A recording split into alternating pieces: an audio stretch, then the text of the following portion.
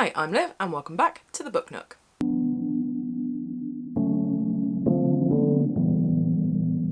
Hey guys, so for today's video I'm going to be talking through some TBRs, or piles of possibility, which is a term that Kazan over at Always Doing has come up with, and I really like. It's much more elegant than my to be maybe read or to maybe be read. So piles of possibility / TBRs. Now the first is for Simon Savage's Summer Hibernation book, Hibernation. Oh, I actually said it once without doing it weird. So I'll be going through the prompts on that, and then I'll just run through a few books that I've picked off my shelves that I will try and potentially get to this month for Women in Translation Month. So let's crack on with the summer book Hibernation. Oh, that was sort of weird, sort of not. Let's crack on with that TBR. So this is something that Simon over at Savage Reads has been running for a while now, seasonal things, and there's a list of prompts for choosing all your books. Now the first one, there is a group read, which is Love in Colour by Bolu Babalola, which you've probably seen lots of people talking about. I know Lauren over at Lauren and the Books absolutely love this collection. Lots of people have loved it. So I've sort of started this one. I've started with the first couple of stories. Now the first one I found a little dense to begin with, and then it started to get going. So I'm going to dip in and out this one over the course of Summer Book Hibernation and see how I go with this one. As with a few of the previous book hibernations, I've kind of doubled up on some prompts. So some prompts I've got 2 books for 1 prompt, sometimes I've got 2 prompts for 1 book, so we'll see how that goes. Now the next book on my TBR is one that does fit 2 prompts, and that's Get Lost in Translation, which is pick a book for Women in Translation Month, and one of the extra, not just the bonus prompts, the extra prompts, which is a summer adventure, and that's a book set on the equator. And for that book I have gone for Fish Soup by Margarita Garcia Robaya, and this is set in Colombia and written by a Colombian author, so I'm very excited for this. From reading the blurb and the contents, there are some short stories and some novellas in there, so there's a bit of everything. I started reading this one the other day just to get a taste of the first few pages and already really enjoyed it, so I'm very excited to get to this one. Then we have another double prompter, and that is for Getting Along Swimmingly, which is a book with a swimming pool in the title or the cover. Now if I had a different edition of this, it would have a swimming pool both on the cover and in the title, which I feel like means extra points, but I don't, so I don't. And the other prompt that this one ticks a box for is a holiday romance, and that's a book from a loved author's backlist, and that is Swimming Home by Deborah Levy. This is an early Deborah Levy that I've had for blimmin' yonks and never got round to. It's about a family who go and stay at a villa, and there is someone in the swimming pool when they arrive, and they just kind of let her stay and things get weird. I feel like I've been talking about Deborah Levy a lot lately in the bookshop with a lot of customers, so I've been kind of rekindling my love for Deborah Levy again, so I think I will probably make a real effort to get to this one. Then another one that I'm kind of shoehorning in because it kind of fits but doesn't fit under the swimming pool thing is Stubborn Archivist by Yara Rodriguez Fowler. Now I've said this because it's clearly not a swimming pool, but it's somebody diving into water, so they are doing some swimming on the cover.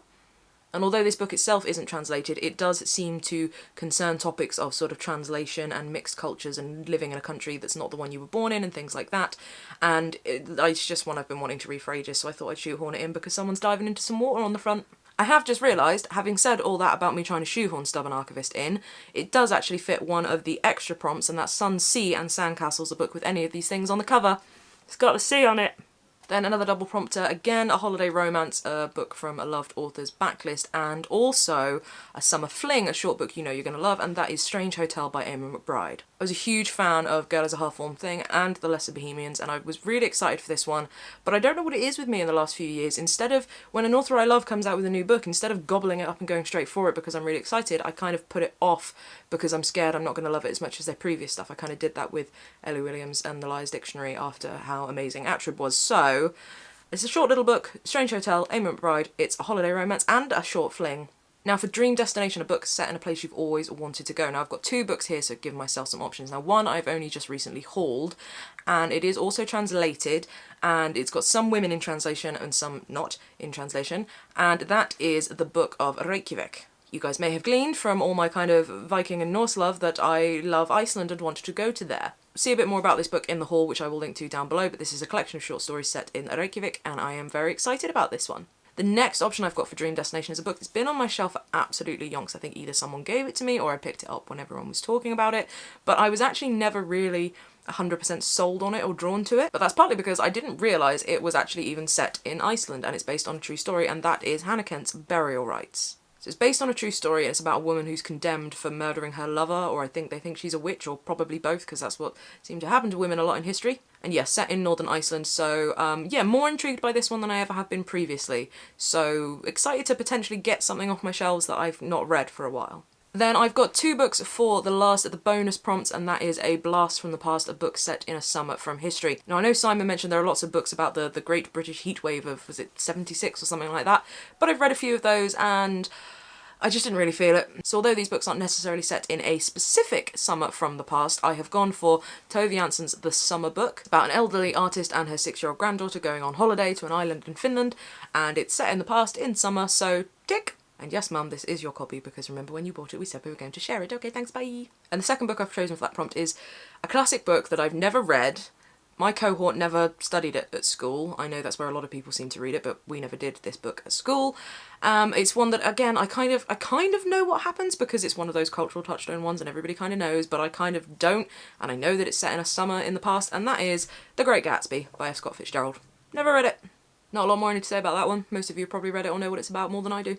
So that is my TBR / pile of possibility for Summer Book Hibernation. So I should say that Summer Book Hibernations runs from the 6th, which is in the past now, to the 14th of August. So I've got over a week left to read all those. It's not going to happen, is it? But that's the point of it being a pile of possibility rather than a TBR, is that they are ones to choose from, not ones that I have to read. You know what, this video's gone on for long enough. I am going to do a kind of mid-month talk about Women in Translation Month rather than shoehorning it into this video because life's too short. I haven't actually properly started any of these book hibernation texts, even though texts, like it's a reading list for school books, even though book hibernation has started, because partly because I've been at work and partly because I started reading Terminal Boredom by Izumi Suzuki. This is one that fits in for Women in Translation Month, and it's a book of short stories by a Japanese author translated into English, a bit of a kind of cult Japanese author by all accounts, and loads of people have been saying how good it is. I'm about 2/3 of the way through. I've been enjoying some stories more than others, but I will talk about that more in my wrap up, but that is what I'm reading at the moment and why I haven't fully started on any of these. But I think, as these are short stories, I may take a bit of a pause on this for the moment and maybe pick up a novel and then dip in and out because I've got the rest of the month for translated fiction by women.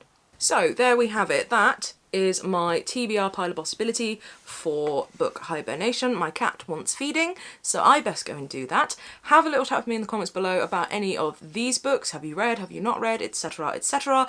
And also, are you taking part in summer book hibernation, and what books have you chosen? Any the same? Any different? Have a little chat. I am interested. Also, just have a little chat in general. I know I haven't talked about it in the end in this video, but about Women in Translation Month for August. Are there any books that you're reading that are really good that you would recommend that I maybe investigate for this month? And I will see you next time, I guess, when I talk about some translated fiction for August. Thanks very much for watching, and goodbye!